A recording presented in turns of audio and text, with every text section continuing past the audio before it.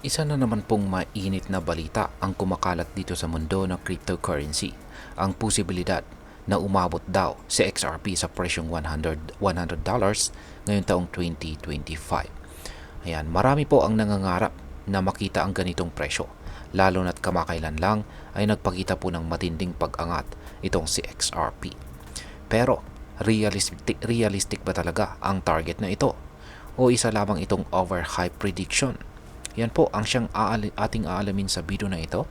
Pero bago po tayo magpatuloy, ay nais ko lamang po munang bigyang linaw ang aking disclaimer kung saan ang nilalaman po ng video na ito ay hindi po ito isang financial advice. For education and information purposes lamang po ang layunin nito. Ayan, simulan po natin sa kung ano po ang pinagmulan ng XRP to $100 na predictions. Yan, nitong November 2024, nasa 0.50 lang ang presyo ng XRP. Pero sa loob lamang ng 3 buwan, biglang lumipad ito sa $3.4 nitong January 2025. Ang pinakamataas nitong presyo sa loob ng 7 taon. Dahil dito, maraming investors ang nabuhay ng loob at nagsimulang maniwala na kaya pang lumipad ng mas mataas ang presyo nito. Dahil po sa bullish trend na ito, nagsimulang lumabas ang iba't ibang predictions na sinasabing aabot si XRP sa $100 bago po matapos ang taong 2025. Ngunit, may mga eksperto rin na hindi kumbinsido sa forecast na ito. Ngayon bakit nga ba hindi realistic ang $100 na presyo ng XRP ngayong 2025?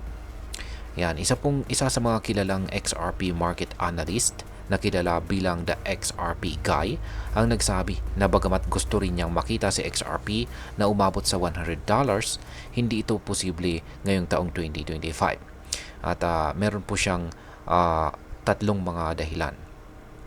Ayan, una ay para umabot sa XRP sa presyong $100, kailangang tumaas ang presyo nito ng 4,246% mula sa kasalukuyang halaga nito. Ibig sabihin ay kung ngayon ay nasa $3 sa XRP, dapat po itong lumaki ng 42 times or 42 beses para maabot ang target price. Ibig sabihin ay kung may $1,000 ka ngayon kay XRP, ayan, magiging $42,000 ito kung mangyari nga ito. Pero gaano nga ba ito ka-realistic? Ayan, ngayon ay pangalawa. Ayan, ay kapag umabot po si XRP sa $100, ang market capitalization nito ay kailangang pumalo sa $10 trillion. Para sa kaalaman po ng lahat, ang buong cryptocurrency market sa kasalukuyan ay nasa humigit kumulang $3 trillion lamang.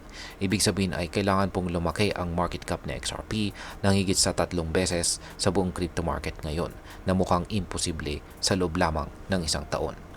Pangatlo, bagamat ginagamit na ang XRP sa cross-border payments, hindi pa ito mainstream tulad po ng Bitcoin o Ethereum.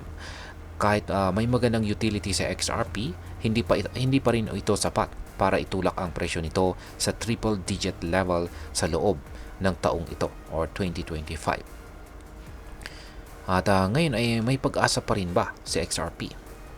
Ayan, bagamat hindi realistic ang $100 para sa taong ito, hindi ito nangangahulugan na wala pang future o hinaharap si XRP. Kaya meron po tayong ilang mga positibong bagay na dapat po nating malaman. Una ay patuloy pa rin po ang paggamit kay XRP sa remittances at saka international payments, lalo na sa mga bansang may mahigpit na regulation sa fiat transfers. At pangalawa ay mas maraming partnerships itong si Ripple, ang kumpanyang nasa likod ni XRP, kasama po ang mga malalaking financial institutions.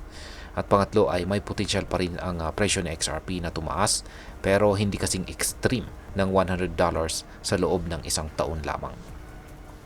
At ngayon ay ano naman ang maaring maging epekto nito para sa atin bilang mga Pinoy crypto traders at investors na interesado kay XRP.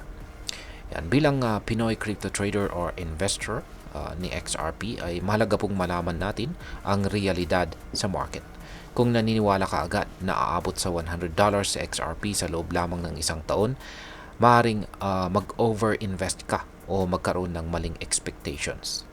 Kaya, ayan, una ay huwag basta-basta magpadala sa hype. Lagi po magsaliksik at pag-aralan po ang fundamentals ng isang asset. Pangalawa ay diversify ang investment for portfolio mo. Huwag mo pong ilagay lahat ng pera kay XRP dahil volatile ang crypto market.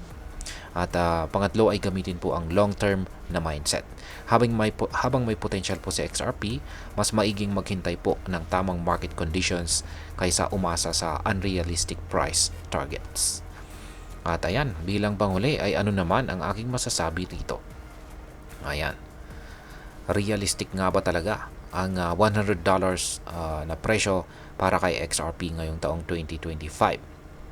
Ayan, at ang base sa aking pananaw ay malabo po ito. Or sa madaling salita ay mukhang hindi. Sa dami po ng mga bagay na kailangan pong magtugma mula sa market cap hanggang sa mass adoption, mukhang hindi pa feasible na umabot sa XRP sa $100 sa loob ng taong 2025. Pero hindi rin ibig sabihin na wala ng future itong sa XRP. Patuloy po itong nagkakaroon ng real world use cases at maaaring magkaroon po ng steady growth sa hinaharap. Ang mahalaga ay maging maingat po tayo sa ating investment at huwag po tayong magpadala sa hype. At ayan, hanggang dito na lamang po tayo sa video na ito mga ka-crypto. Sana po ay inyong nagustuhan ang aking paliwanag sa video na ito. Kung inyo po itong nagustuhan, pakiclick lamang po ang like button nito. Marami pong salamat sa panonood. Ingat po tayo lagi at God bless po sa ating lahat.